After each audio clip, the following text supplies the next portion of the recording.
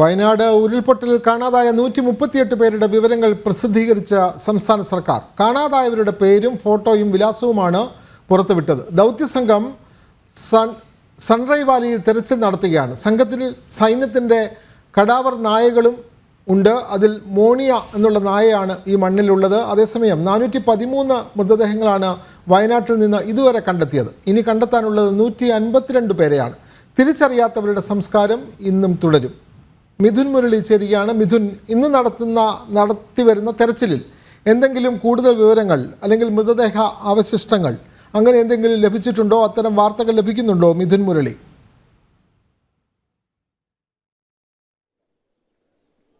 വിനോദ, സൂക്ഷ്മമായ പരിശോധനയാണ് വിവിധ കേന്ദ്രങ്ങൾ കേന്ദ്രീകരിച്ചുകൊണ്ട് ഇപ്പോൾ നടക്കുന്നത്. വളരെ ഫോക്കസ്ഡ് ആയിട്ടുള്ള പരിശോധന. കഴിഞ്ഞ ദിവസങ്ങളിൽ നിന്നും വ്യത്യസ്തമായിട്ട് റഡാർ സംവിധാനങ്ങളും കടാർ നായ്ക്കളുടെ സാന്നിധ്യം കൊണ്ടൊക്കെ മനുഷ്യ ശരീരമുണ്ടെന്ന് സംശയിക്കപ്പെടുന്ന കേന്ദ്രങ്ങളിൽ കൂടുതൽ സൂക്ഷ്മമായ പരിശോധനകൾ നടന്നുകൊണ്ടിരിക്കുകയാണ്. 6 സോണുകളായി കേന്ദ്രീകരിച്ചുകൊണ്ട് തന്നെ ആ മേഖലകളിലും വ്യാപകമായിട്ടുള്ള തിരച്ചിൽ നടക്കുന്നുണ്ട്. ഇതിനിടയിൽ തന്നെ ഈ റഡാർ സിഗ്നലുകളും ഒപ്പം കടാർ നായ്ക്കളുടെ സാന്നിധ്യവും ലഭിച്ചിരിക്കുന്ന മനുഷ്യ ശരീരത്തിന്റെ സൂചനകൾ ലഭിച്ചിരിക്കുന്ന പ്രദേശങ്ങളിൽ വ്യാപകമായിട്ടുള്ള തിരച്ചിലും നടത്തുന്നുണ്ട്. വളരെ വലിയ രീതിയിലുള്ള കുഴികൾ എടുത്തുകൊണ്ടുള്ള തിരച്ചിലാണ് ഇപ്പോൾ പുരോഗമിച്ചുകൊണ്ടിരിക്കുന്നത്. ഇപ്പോൾ അല്പസമയം ഉച്ചഭക്ഷണത്തിന് വേണ്ടി ഇടവേളയ്ക്ക് വേണ്ടി ദൗത്യ സംഘാംഗങ്ങൾ അല്പം മാറിയിരിക്കുകയാണ്. അല്പസമയത്തിനു ശേഷം ദൗത്യം തുടരുകയും ചെയ്യും. ഇപ്പോൾ അല്പസമയം മുമ്പ് ഒരു മൃതദേഹം കൂടി കണ്ടെത്തി എന്നുള്ള വിവരം ലഭിക്കുന്നുണ്ട്. മലപ്പുറം നിലമ്പൂർ ചാലിയാർമുക്കിൽ നിന്നാണ് ഒരു മൃതദേഹം കണ്ടെത്തിയിരിക്കുന്നത്. അഗ്നിരക്ഷാസേനയും സന്നദ്ധ പ്രവർത്തകരും ചേർന്ന് നടത്തിയ തിരച്ചിലാണ് ഈ മൃതദേഹം കണ്ടെത്തിയിരിക്കുന്നത്. ഒപ്പം 152 പേരെ ഇനിയും കണ്ടെത്താനുണ്ട് എന്നായിരുന്നു ഇന്നലെ മന്ത്രിസഭാ ഉപസമിതി വയനാട്ടിൽ പറഞ്ഞത്. അതിൽ 138 ആളുകളുടെ ഫോട്ടോകളും മറ്റ് വിവരങ്ങളും അടങ്ങുന്ന ഒരു വിശദാംശങ്ങൾ അടങ്ങിയ ഒരു പട്ടിക പുറത്തുവിട്ടിട്ടുണ്ട്. ഈ പട്ടികയിൽ കാണാതായ മുഴുവൻ ആളുകളുടെ ഫോട്ടോയും ഫോൺ നമ്പർ അടക്കമുള്ള വിവരങ്ങളും രേഖപ്പെടുത്തിയിട്ടുമുണ്ട്. ഇത് ആദ്യമായിട്ടാണ് കൃത്യമായ വിവരങ്ങൾ അടങ്ങുന്ന വിശദമായ വിവരങ്ങൾ അടങ്ങുന്ന പേരും മറ്റ് വിശദാംശങ്ങളുമുള്ള ഒരു പട്ടിക പുറത്തുവിടുന്നത്. ഈ പട്ടികയിൽ ഉൾപ്പെടുന്ന ആളുകൾ ഇനി മൃതദേഹങ്ങൾ ലഭിച്ചിട്ടുണ്ടോ എന്നത് DNA പരിശോധനാ ഫലങ്ങളും മറ്റും വരുമ്പോൾ മാത്രമേ ഔദ്യോഗികമായി ആ കാര്യത്തിൽ ഒരു സ്ഥിരീകരണവും ഒരു പട്ടികപ്പെടുത്തലും നടത്താൻ സാധിക്കുകയുള്ളൂ. വിവിധ മേഖലകൾ കേന്ദ്രീകരിച്ചുകൊണ്ടുള്ള പരിശോധന തുടരുന്നു. അതിൽ ഏറ്റവും പ്രധാനം സൺറൈസ് വാലി കേന്ദ്രീകരിച്ചുകൊണ്ടുള്ള പരിശോധനയാണ്. സൂചിപ്പാറ സൺറൈസ് വാലിയിൽ നിന്നും ഏകദേശം 4 കിലോമീറ്റർ പ്രദേശത്താണ്, അരുണാപ്പുഴ വരെയുള്ള 4 കിലോമീറ്റർ പ്രദേശത്തായിരുന്നു ഇന്നലെ തിരച്ചിൽ നടന്നത്. ഇന്ന് ഒരു 3 കിലോമീറ്ററും കൂടി അധികം പരിശോധന നടത്തുന്നുണ്ട്. അങ്ങനെ 7 കിലോമീറ്റർ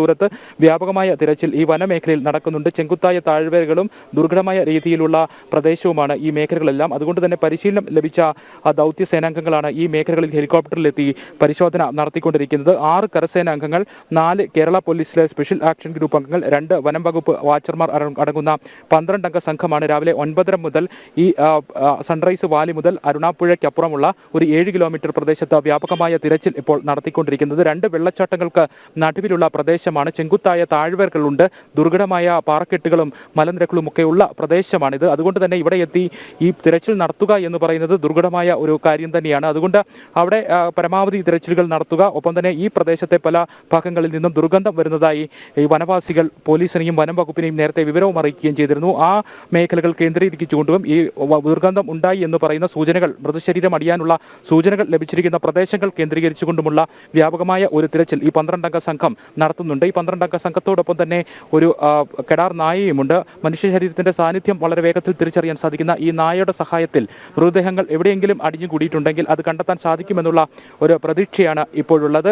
വിവിധ മേഖലകൾ കേന്ദ്രീകരിച്ചുകൊണ്ട് മുണ്ടക്കയും പുഞ്ചിരിവട്ടവും അടക്കമുള്ള ദുരന്തബാധിത പ്രദേശങ്ങളുടെ ഏറ്റവും പ്രധാന മേഖലകളിലും ഇന്നും തിരച്ചിൽ തുടരുന്നുണ്ട്. ഒപ്പം തന്നെ ചൂരൽമലയിലും തിരച്ചിൽ തുടരുകയാണ്. ചൂരൽമലയിലെ വിവിധ കെട്ടിടങ്ങൾ, കടകൾ ഒക്കെ കേന്ദ്രീകരിച്ചുകൊണ്ടുള്ള തിരച്ചിൽ തുടരുന്നു. ഒപ്പം പ്രദേശവാസികളുടെ സഹായവും തേടിയിട്ടുണ്ട്. ഈ പ്രദേശവുമായി അടുത്ത ബന്ധമുള്ള ഈ പ്രദേശത്തെ വീടുകളും കടകളും മറ്റ് അനുബന്ധ കെട്ടിടങ്ങളും പറ്റിയുമൊക്കെ കൃത്യമായ ധാരണയുള്ള പ്രദേശവാസികളെ ഇവിടേക്ക് എത്തിച്ച് ദുരന്തബാധിത മേഖലകളിൽ താമസിച്ച ദുരിതാശ്വാസ ക്യാമ്പുകളിൽ കഴിയുന്ന ആളുകളെയും ഇവിടേക്ക് എത്തിച്ചുകൊണ്ടുള്ള അവരുടെ സഹായത്തോടു കൂടിയുള്ള ഒരു തിരച്ചിലും ഈ മേഖലകളിൽ വ്യാപകമായി നടക്കുന്നുണ്ട്. അവരുടെ പക്കൽ നിന്നും ഏതൊക്കെ മേഖലകളിലാണ് ഇരുനില കെട്ടിടങ്ങളും ഒരു നില വീടുകളും മറ്റ് കെട്ടിടങ്ങളുമൊക്കെ ഉണ്ടായിരുന്നത് എന്നുള്ള വിവരങ്ങൾ ശേഖരിച്ചുകൊണ്ടുള്ള ഒരു തിരച്ചിൽ നടക്കുന്നുണ്ട്. കോൺക്രീറ്റ് പാളികൾക്കൊക്കെ അടിയിൽ മൃതദേഹങ്ങൾ അടിഞ്ഞുകൂടാനുള്ള ഒരു സാധ്യത കണക്കിലെടുത്തുകൊണ്ടാണ് പ്രദേശവാസികളുടെ കൂടി വിവരശേഖരണത്തിന്റെ അടിസ്ഥാനത്തിൽ ഇത്തരത്തിലുള്ള ഒരു തിരച്ചിൽ ഇന്ന് ഇവിടെ നടക്കുന്നത്. കൊണ്ടിരിക്കുന്നത്. അതോടൊപ്പം തന്നെ അതിജീവനത്തിന്റെ ഘട്ടം എന്ന നിലയിൽ മറ്റ് പല കാര്യങ്ങളും റവന്യൂ വകുപ്പിന്റെ നേതൃത്വത്തിൽ ഉള്ള ഒരു ദുരന്തത്തിന്റെ യഥാർത്ഥ കണക്കെടുപ്പ് വിവരശേഖരണവും ഇപ്പോൾ ആരംഭിച്ചിട്ടുണ്ട്.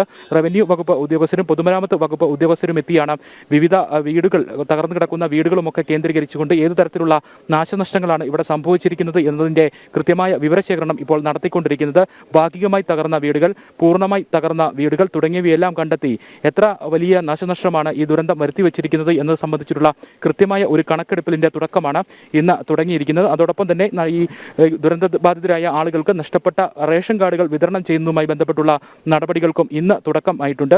ഈ തിരിച്ചറിയാത്ത മൃതദേഹങ്ങൾ സംസ്കരിക്കുന്ന പുത്തുമലയിലെ ശ്മശാനത്തിലെത്തിച്ച് സംസ്കാരം നടത്തുന്ന നടപടികൾ ഇന്നും തുടരുമെന്നാണ് അറിയിച്ചിരിക്കുന്നത്. എത്ര മൃതദേഹങ്ങൾ ഇന്ന് സംസ്കരിക്കും എന്നുള്ള കാര്യത്തിൽ കൃത്യമായ ഒരു അന്തിമമായ വ്യക്തത ഇതുവരെ വന്നിട്ടില്ല. പിന്നീടായിരിക്കും, വൈകുന്നേരത്തിന് ശേഷമായിരിക്കും ഈ കാര്യത്തിൽ ഒരു വ്യക്തത ഉണ്ടായിരിക്കുന്നത്. ഇന്നലെ വരെ 44 പൂർണ്ണ മൃതദേഹങ്ങൾ ഇവിടെ സംസ്കരിച്ചിട്ടുണ്ട്.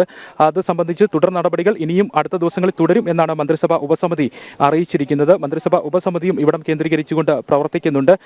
രക്ഷാ ദൗത്യവുമായി ബന്ധപ്പെട്ടുള്ള കാര്യങ്ങൾ അടുത്ത ദിവസങ്ങളിൽ മുന്നോട്ട് പോകുമെന്നാണ് മന്ത്രിസഭാ യോഗത്തിന് ശേഷം വിലയിരുത്തലും ഉണ്ടായിരിക്കുന്നത്. എത്ര ദിവസമായിരിക്കും ഈ ദൗത്യം മുന്നോട്ട് പോവുക എന്ന കാര്യത്തിൽ കൃത്യമായ ഒരു വിലയിരുത്തൽ ഇല്ലാത്തത് കൊണ്ട് തന്നെ പരമാവധി മൃതദേഹ ഭാഗങ്ങൾ കണ്ടെത്തുക എന്നുള്ള ഒരു കാര്യം തന്നെയാണ് ഇപ്പോൾ ദൗത്യ സംഘത്തിന് മുന്നിലുള്ളത്.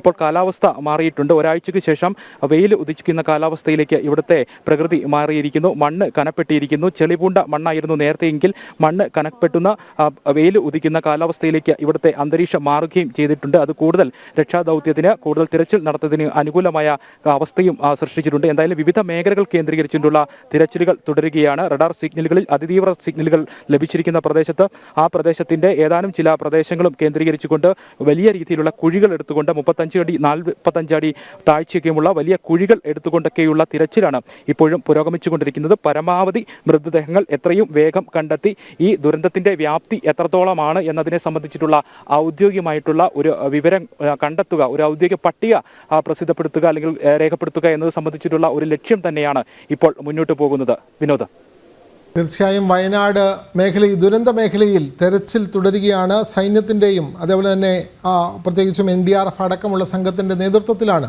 വയനാട്ടിലെ വനമേഖലകൾ വരെ കേന്ദ്രീകരിച്ചുള്ള തെരച്ചിലാണ് നടത്തുന്നത്. അവിടെ ഇന്ന് ഒരു മൃതദേഹം കൂടി ലഭിച്ചിരിക്കുന്നു. അവിടെ തെരച്ചിൽ അവസാനിക്കുന്നില്ല. വിവരങ്ങൾ നൽകുകയായിരുന്നു മിഥുൻ മുരളി.